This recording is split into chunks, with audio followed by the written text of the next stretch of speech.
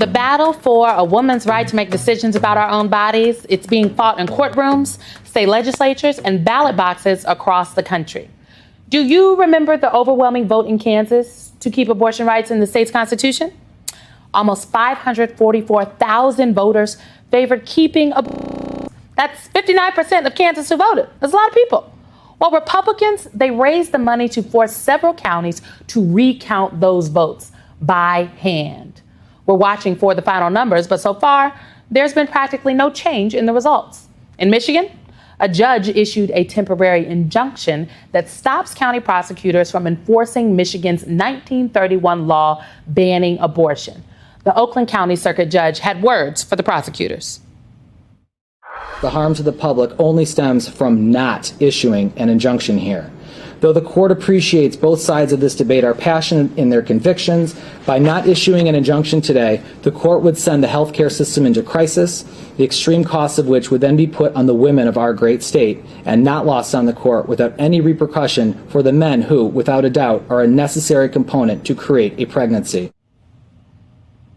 But in Kentucky, the state Supreme Court ruled the state's near total abortion ban will remain in place while it reviews arguments by abortion clinics. So for more on all the state battles on the state level, I'm joined by the experts. Jenny Black is the president and CEO of Planned Parenthood South Atlantic.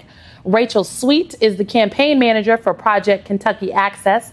And Florida State Representative Anna Eskamani is also with us. All right. Thank you all for being here. Rachel, I want to start with you. I'm very interested in how Kentucky is preparing for this campaign to keep reproductive care accessible in the state. Thank you, Simone. Protect Kentucky Access is organizing in communities across the state. We are staffing up, we are raising money, and we are ready to hear the voters of Kentucky speak on this issue on November 8th. We know that. Oh, yes. OK, we know. I was like, I thought you had something else to say. But Jenny, let me bring you in here, because I think that Planned Parenthood is seeing everything, not just in your state, but literally across the country. So can you just talk about how bad is it in states right now that have limited or ended abortion access altogether? Well, this week has really been the tale of two Carolinas. We got good news out of South Carolina and bad news out of North Carolina. One expanded access to care while the other restricted it, all in the same day. Now, I want to make clear that abortion is legal in both states, but this really demonstrates the confusing patchwork of care and access we're all trying to navigate in this post-Roe America.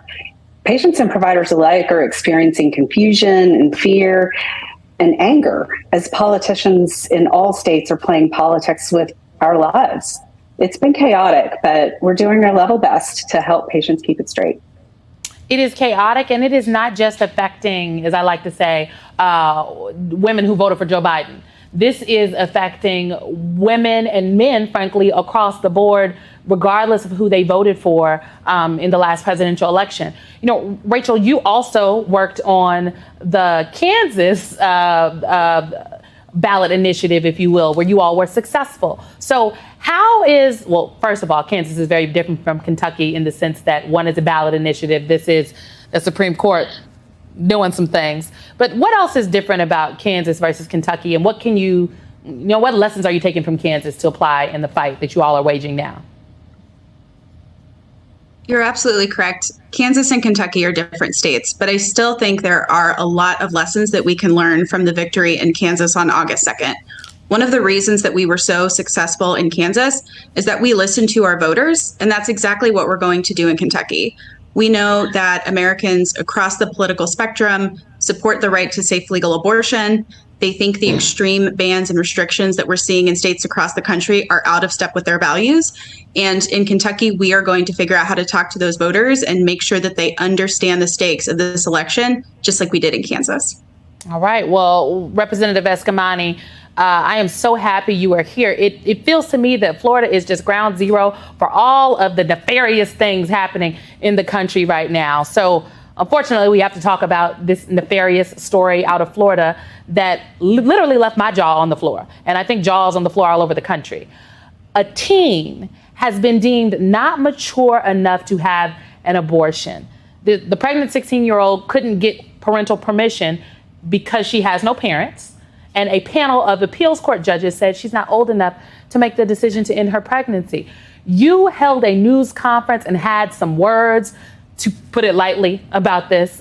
We found someone outside that event protesting. I want you to take a listen to this. If a teenager is going to school, they have to get parental consent to even take an aspirin. They are not considered mature enough to take an aspirin on their own. So in my opinion, they are certainly not mature enough to have an abortion. So she's not mature enough to have an abortion, but she is mature enough to have a child? I'm just going to let you react to that. It's, first of all, thank you so much for having me. And second of all, it's offensive to compare pregnancy to a headache, to taking some sort of medication when we are facing these important, serious personal decisions. In the case of parental notification consent laws, they have the most profound impact on already marginalized people. And we have to remember that these types of laws that exist around the country existed before Roe, and they've only become worse after Roe. And more than 66% of young people under the age of 18 who find themselves in need of an abortion do talk to a parent or guardian about it. But as you can see, in tragic circumstances like this, where there are no parents available to talk to, a teen is being forced into parenthood, into birth, when she knows that she is not ready to become a parent. And we should respect that decision, not force her to go through so many hurdles and loops only to be told that this option is no longer available to her. I mean, absolutely. As my friends at Planned Parenthood often say, abortion is health care. And it is health care that many people in this country have sought. You just may not know their story. Representative Eskamani, Florida State Attorney General Andrew Warren was actually suspended by your governor, the tyrant of Tallahassee, Ron DeSantis, for comments he made about women having the ability to make decisions about their own bodies. He's filed a lawsuit. Some people in Florida say he's going to get his job back. What do you say? Well, we are very hopeful that the legal fight for Andrew Warren will be successful. But I do want to stress that abortion's on the ballot this year in Florida. And yes, we need Andrew to get his job back. We also need to get rid of Ron DeSantis' job and vote him out this November. All right. Florida State Representative Anna Eskamani, Jenny Black, Rachel Sweet, thank you all for your voices and thank you for your work.